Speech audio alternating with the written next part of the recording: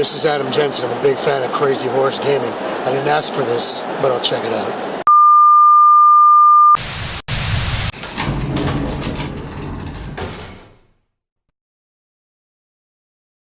Hey everybody, Mike here from Crazy Horse Gaming. Welcome to another obligatory shaky cam video, as no doubt you've guessed by the title. Last week I was at the Play Expo in Blackpool. And as always, when I go to one of these expos, you always get one of the terrible shaky cam videos of the stuff I've seen and just a quick walk around and stuff like that, which is to follow this. And as is becoming the norm now, I also do a little pickup video with this. So I'll show you what some of the great stuff I picked up there. We had a great time down at Blackpool. Met some cool devs of some indie games there. The Oculus Rift was there. There was a ton load of arcades, a ton load of consoles which we got to play in, which is always great to see that stuff, because you just don't see that very often these days, especially not up here where I live in Sheffield or Rotherham. There just isn't any arcades right about, but there were some awesome arcade machines there. Got to play some classic Street Fighter, some Pac-Man, some other retro stuff, a lot of old consoles and things, and I got to spend way too much money as always picking up some really cool stuff. This will also be the starting vid for what I plan to run throughout the week, a different video of each day of maybe some of the games I found, or some of the games that the devs at the Play Expo were showing. There were some brilliant games there by the indie devs, some really cool stuff, and I'd like to show some of that stuff to you. So it will kind of be like a Play Expo, possibly a week thing, maybe a few days, who knows, depends on how much stuff I can get out on the site in a relatively quick fashion. But anyway, that's enough of me dribbling on. I'll show you some of the stuff I picked up, some really cool stuff. First off, I picked up Super Street Fighter 2 on Super Street Fighter 2 Turbo Revival. It's on the Game Boy Advanced. Yeah, quite a cool little thing this. I picked up, I think it was £5, I think, which is not bad. I mean, it's a Game Boy Advanced game box, which is stuff you don't see very often. I usually just see the cards cost the cardboard boxes, people chuck them, so it was cool to pick that up. And it's a Street Fighter game. I haven't actually played this yet, but I look forward to giving this a go and maybe seeing if I can get some video footage of this. I'm not quite sure how I do that, seeing as I don't have a Game Boy Advance play for the GameCube yet. I'm not getting one, I don't have one yet. But yeah, that was Super Street Fighter 2 Turbo Revival on the Game Boy Advanced. Pretty cool. I think this might be the American version, I'm not sure. Don't quote me on that. That was the first thing I got. Second was Dragon's Fury. You see there for the Sega Mega Drive, pardon the glare. Now this is a brilliant pinball game. This is a pinball game I played to death when I was a child. Absolutely loved it. It's an awesome pinball game. I'll definitely be doing some video footage of this soon. I really enjoyed this game when I was a kid. I'm guessing this is one of the later releases for this, as it has the best 3D pinball game in the world on it. And I don't remember that being on my version. Could be wrong. But yeah, again, I think I paid about, I want to say, about £8 for this. So not the cheapest in the world, but it is such a good pinball game. That's Dragon Fury. If you guys are into pinball, I definitely recommend you go check this out for the Mega Drive. It's a brilliant game. Next one, Elisa Dragoon. This is one I have not played yet. I'm told it's a brilliant hidden gem. I believe it was featured on one of Metal Jesus Rock's videos, one of his classic Mega Drive title games or hidden gems, so I figured I'd pick this up. Kind of like a platformer type adventure game. Like I said, I haven't played it, but it looks good. And I believe this one was fairly cheap. Comes with the manual and everything. It's in really good nick. I believe I only picked this up for a couple of quid, I think, which is not bad. Not bad.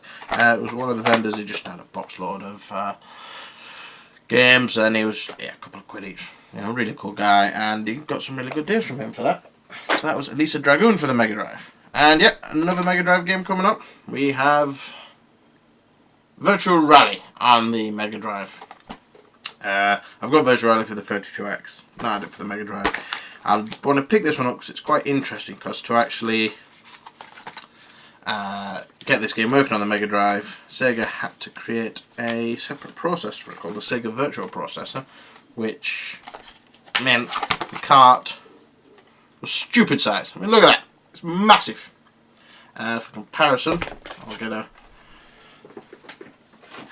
I'll get the previous game's Mega Drive cart, which is a standard cart. You see? Quite the difference there.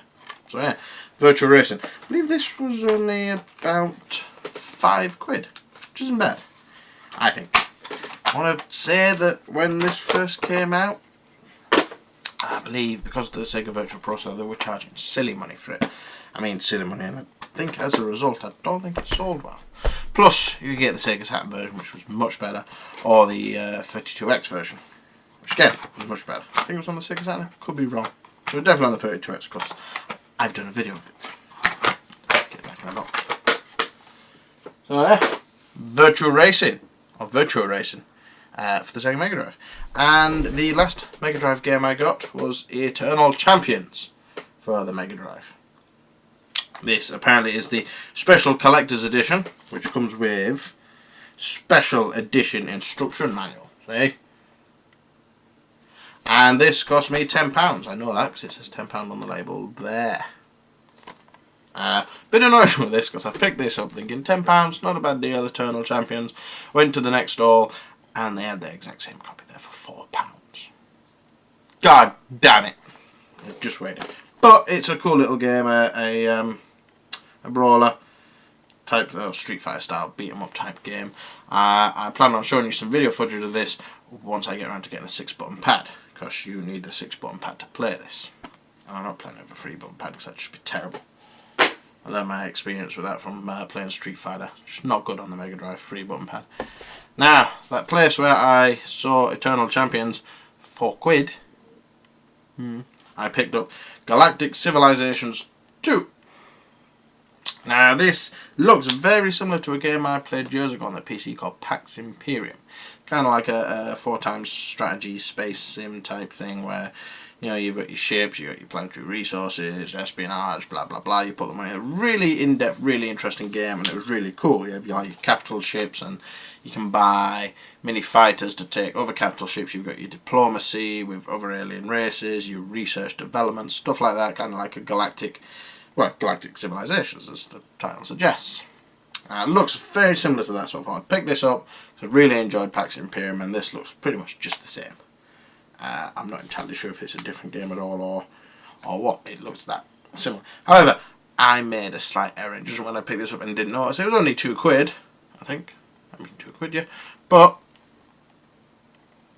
you see that? It's in German. And I haven't managed to find a way to turn all the German into English. I'm not sure if I can. So at the moment I can't play it. And that's a shame because it looks like such a good game. I could try and play in German. Everything's complete. You got the poster, the key layouts, you got the book. It's all in great condition. What? Wrong language. I don't speak German. There we are. Now, while we were down there, one of the stalls had a Lucky Dip thing. It was just a box full of shredded paper. You pay £1, got a Lucky Dip. So I had to go, and I ended up with, if you can see that, anyway, if you can, Super Silver's Thunderbirds for the Spectrum by Firebird. Now Firebird are known for making terrible games. Again, it's fairly decent nick. Just falling out. I think the case is a bit squashed, but yeah, so if I can get my Spectrum up and running and get some footage somehow, that's maybe another one. So I've got plenty of potential for videos, I've just got to get around and doing them. And Neil, who was down there with me, as last time he was kind enough to give me a lift down there, also did a Lucky Dip, and he came up with Spectron for the Spectrum. Which, since he doesn't have a Spectrum, he kindly handed that over to me. So that's 2 more Spectrum games I got, which is awesome. Love getting all of those games. I also picked up, for the Sega Saturn, Sega Ages. Now this I will definitely be doing a video on, as this is, so, walk back in time and relive, I'll put that up there. Walk back in time and relive 3 of the most celebrated arcade stonkers ever. From the winding racetracks of Outrun to the deadly skies of Space Harrier and Afterburner 2. These authentic arcade conversions are guaranteed to break you out in a sweat and bring memories flooding back. So yeah, we have got a Sega Saturn game which has Afterburner 2, Space Harrier and Outrun on it, which are brilliant games. I'm going to see how they convert over onto the Sega Saturn from the arcade, and I will be showing you that. Again, I can open it. All in pretty decent condition. Got the book with it, disc and everything. Well, obviously got the disc. Wouldn't be much good about the disc, would it? Yeah, look forward to playing that and getting some video footage of that on there. Again, might be another continuation for the Blackpool Expo Fallout. I think we might call it the Blackpool Expo Fallout week, where I'll show everything that from the previous weekend at the Blackpool Expo. Now, it's quite a cool little find. It's brand new. I think it cost me £12 when I got it, which I don't think was bad. Is a PlayStation 2 travel kit. Not sure if the light's picking that up on the camera there. There we are, PlayStation 2. Basically, what this is you hook this bad boy to the back seat of your car. The PlayStation 2 Slim fits in there. PlayStation 2 fits in there. You hook it to the back of the car, charge it through the charger.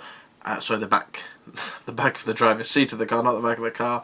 And whoever's in the back can play PlayStation 2 games as you drive along, missing out on all the fun. I don't have a car, and at the moment I don't have a working PlayStation 2 Slim. I plan on getting a PlayStation 2 Slim. I don't plan on getting a car anytime soon. But I thought, brand new. This was, still sealed. Everything's still in there. The packaging and stuff like that. It's never been used. But for £12, it's a nice thing to have in the collection, I think. And you never know, it might come in handy. You obviously charge us through the cigarette slot in the car. Cigarette, through your in-car charger. Doohickey thing. I don't drive. And what I've saved till last, I think it's pretty awesome, if you ask me, is I managed to pick up a brand new, well I say brand new, I picked up a console. This is a console I had when I was a kid. I've showed you bits this console when I was down at the Centre for Computing History. I was down there for the retro game, and I showed you the console there. Oh, it popped up, I can't remember if I mentioned it. I think I did. But yes, I got this boxed as well. The Amstrad Home Entertainment System GX4000. You can see that there. As you can see, it is a video gaming console by Amstrad. I had this with one game. I think there was only about 4 games in total. This comes complete, all instructions. Told it works, I haven't tested it out yet. It's been bought as tested. Like I said, all instructions, both pads. Comes with the game Burning Rubber, which is a game I would never been able to finish because it's broken. But yes, Amstrad GX4000. If I can get some footage of this, again, there's another video coming your way of a really obscure old console. It wasn't hugely successful, mainly because there was only about 3 games out for it, I think, or 4, and they were all terrible. But as a result, finding these games can prove to be quite expensive, I believe. Last time I checked, there was only one on eBay and it was going for £60. This has Burning Rubber in it. It is complete. Everything's there. It looks awesome. And I'm so glad to have it as part of my collection. Really obscure, random thing. So that was the last part, or the last pickup I got. This was £40. I don't think it's bad. I don't think it's bad at all. Kind of an obscure console. It's a terrible console, but, it's an Amstrad console all the same, and I thought it was just weird. I had that as a child, and it was terrible then, but it was a cool thing to have, I think, in a collection. So I'm glad I picked that up in the condition that it's in. So, that was all the pickups I got from the Play Expo, I think. Yeah, I think that was everything. I'm trying to think, was there anything else? I don't think there was. No. That was everything from the Play Expo down at Blackpool. We had a great time. Really cool to just get some old games and play them, and I really enjoyed that. Yeah, so they were all the pickups. I think in total I spent way too much. Must have spent about £100, I reckon, while I was down there. And saw some cool devs. Like I said, throughout the week you'll be seeing other videos from me being down at the Play Expo. You'll see some quick look at some of the devs video games, some of these video games, and as always with all these expos, which is coming up after I finish rambling, is my shaky cam walk round of the Play Expo, where you'll get to see some of the stuff we got up to. You'll get to see some of the games, some of the amounts of consoles they had and stuff like that. It was a great day there. Some of the huge markets and stuff. Yes, so you'll see that following this part of the video. I want to thank you all for watching. Please don't forget to rate, comment, subscribe. Hit the like button if you like this video. It all really is appreciated. We really do appreciate all the support you guys give us. It's great. Please feel free to call over to the website crazyhorsegaming.co.uk and check out the forums as well. We get stuff up on the website as often as we can. We have a nice new shiny forum you can sign up at, and feel free to comment away on that. If you've got any suggestions for videos for Throwback Tuesdays or Versus Thursdays, feel free to leave them there.